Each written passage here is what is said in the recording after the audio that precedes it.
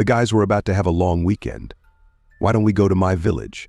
We can fish on the lake, get away from the city hustle, Alex suggested to his friend Max. Great idea. But you've never told me about this village before, Max replied. Yeah, to be honest, I haven't been there since my youth. After my grandmother passed away, I never had the chance to go there. It's quite far. About a 12-hour drive, Alex said. The young men arrived at the village already in the darkness. It was eerily dark. Not a single house had its lights on. Looks like the power's out, Alex said. They stood at the beginning of the village, and the headlights were the only source of light around. They drove very slowly along the houses, trying not to miss theirs. The village looked quite strange, as if it had been abandoned long ago. Some houses stared at them with ominous empty eye sockets of broken windows, surrounded by ringing silence and darkness. I think we're here, Alex said, stopping near one of the houses. Getting out of the car, the guys shivered. It didn't feel comfortable being outside. The air was damp and heavy. They quickly moved their stuff from the car to the house.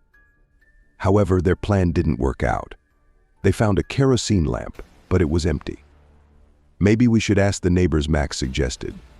Yeah, it's not completely silent yet. I think they'll understand, Alex said. With these words, Alex went out of the house and, shining his phone's light, headed towards the neighbor's house. The neighbor's fence was partially destroyed, and the house itself looked ominous. Alex knocked on the door. There was silence all around. Strange that the dogs aren't barking, the guy thought. No one responded to the knock.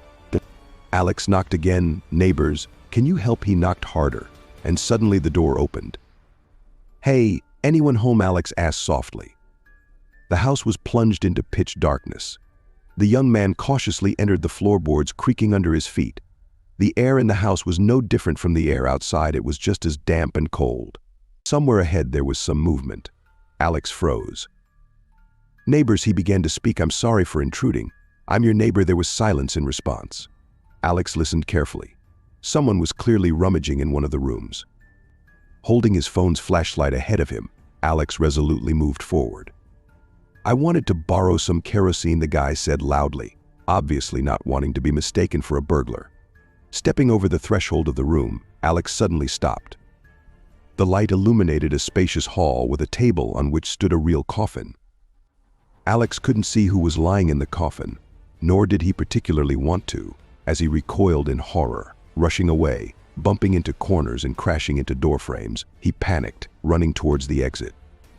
Bursting out onto the street, without slowing down, Alex ran towards his home. Panic completely overtook him when, pulling the entrance door, he realized it was locked from the inside. Max, he yelled, pounding on the door with his palm. Open up, Max, quickly, it's me. He pounded on the door, constantly looking around as if afraid that the neighbor's deceased would decide to come out of his house. Alex, is that you? Came from behind the door. It's me. Open up quickly, he nervously shouted. The latch clicked, and Alex literally stumbled through the open door, quickly slamming it shut behind him. Leaning back against the door, he slid down it to the floor. His ragged breath wouldn't return to normal. His heart was trying to leap out of his chest. Why did you lock yourself in? Alex asked, trying to pull himself together. Well, you see, something happened here when you left.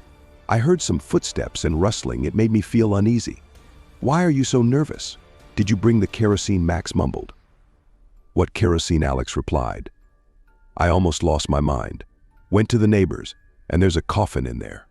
Anyway, I'm not stepping out of this house again until morning. We'll see what to do then. Alex woke up to someone shaking him. Listen, someone's walking outside the windows, Max whispered, frightened.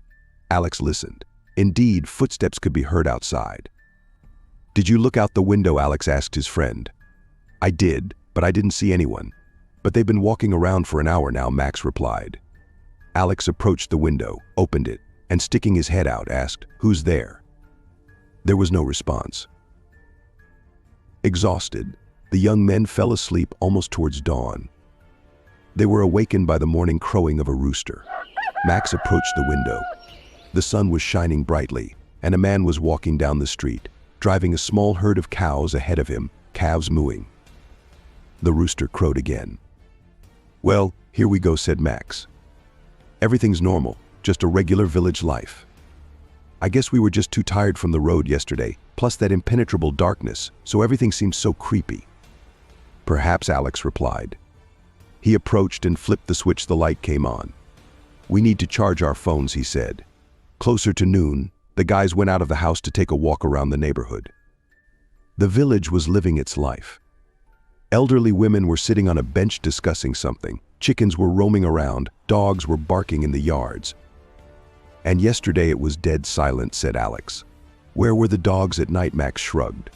They were standing at the gate when the neighbor's door opened, and the neighbor walked out into the yard as if nothing had happened. The number of questions exceeded the answers. Despite everything, the young people decided to take a walk to the lake. They walked through the village. Alex greeted the neighbors, some of whom he even remembered. People greeted back, but they watched the young ones with a heavy, unfriendly gaze. Why are they staring at us like that? Max asked. Who knows, maybe it's always like this in villages. Strangers are immediately noticeable. Alex replied, glancing around the edge of the village and noticing that they weren't imagining it. People were watching them with a heavy, unfriendly gaze. Like savages, Alex thought to himself. The lake was magnificent. Sandy shore, reeds grew around the lake, and a little further away stood a bridge from which you could easily set off in a boat. The guys sat on the shore and dreamed about evening fishing. Suddenly, from somewhere to the left, there was a splash, and then the rustling of reeds, and a guy emerged from the water onto the land. He abruptly stopped, as if not expecting to see strangers. Max decided to greet him and ask what kind of fish was in the lake. The guy greeted them reservedly, but then suddenly smiled and exclaimed, Alex, is that you? Alex looked closely at the guy.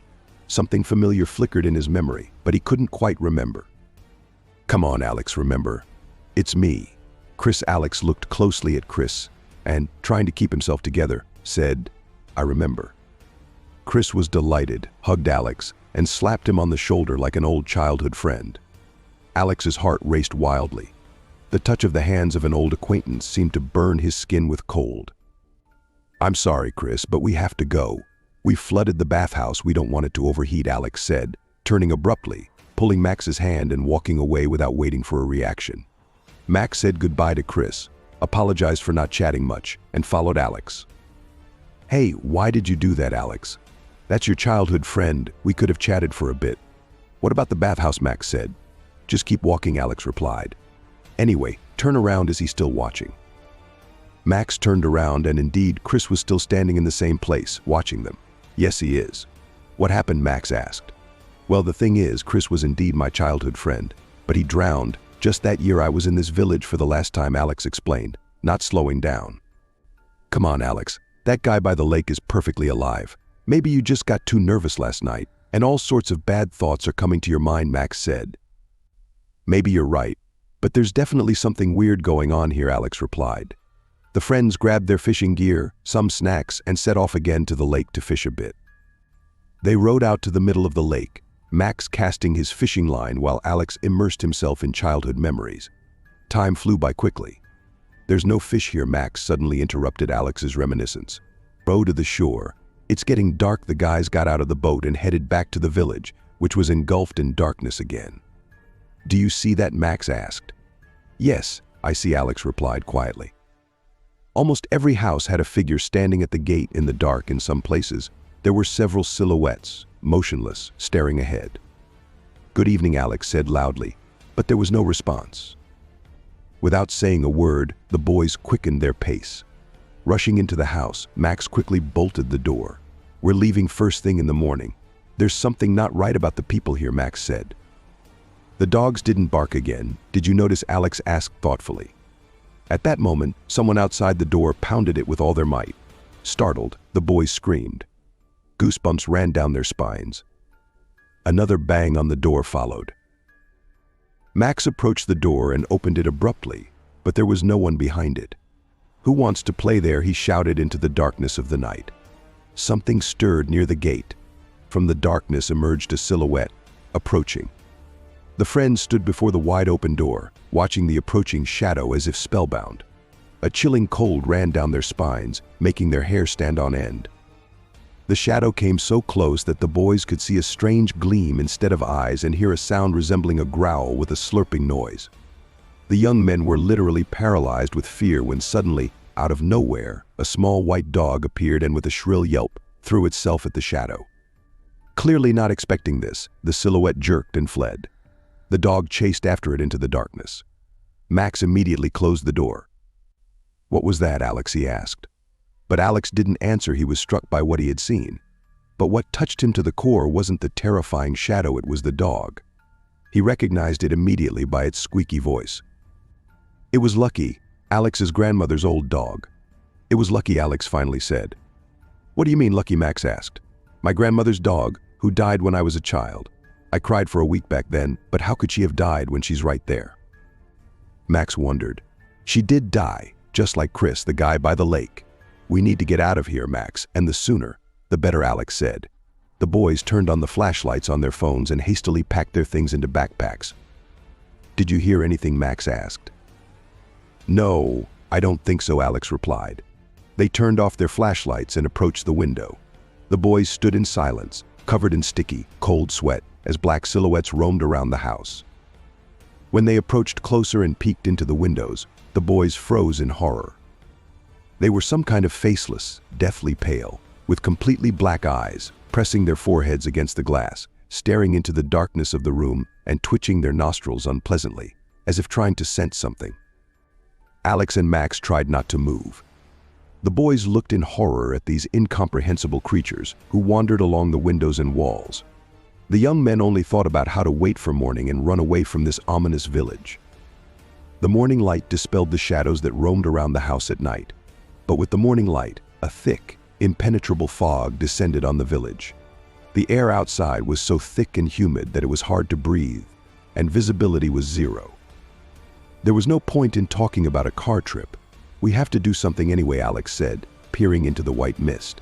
"We need to get out of here urgently." They decided to load their bags into the car and get out of the village, even if it meant moving at a snail's pace. Max was already in the car when Alex locked the door and cautiously headed towards the car. After a couple of meters, he froze in place. In front of him, with his back turned, stood a neighbor. He was wearing galoshes on bare feet, a gray faded coat hanging loosely on him like on a hanger. He stood slightly tilting his head to the side and didn't move.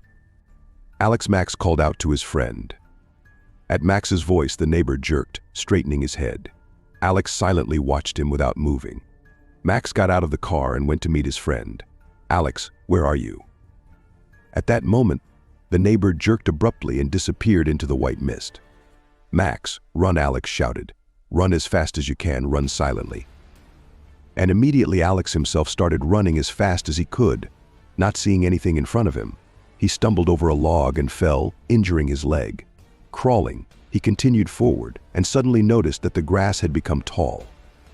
Alex realized that he had made it out of the village and into a field. Now he needed to find Max.